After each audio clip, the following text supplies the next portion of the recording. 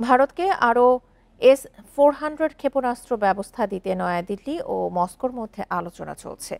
রাশিয়ার সংবাদ সংস্থা তাসকে দেয়া সাক্ষাৎকারে দেশটির সামরিক রপ্তানি বিভাগের প্রধান দিমিত্রি সুগায়েভ এই তথ্য দিয়েছেন।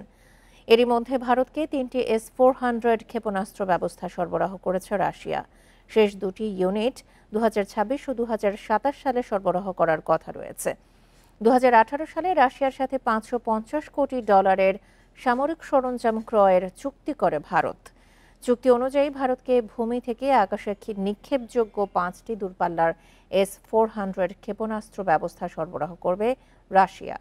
২০২০ সাল থেকে ২০২৪ সাল পর্যন্ত ভারতের আমদানি করা অস্ত্রের ৩৬% রাশিয়া থেকে।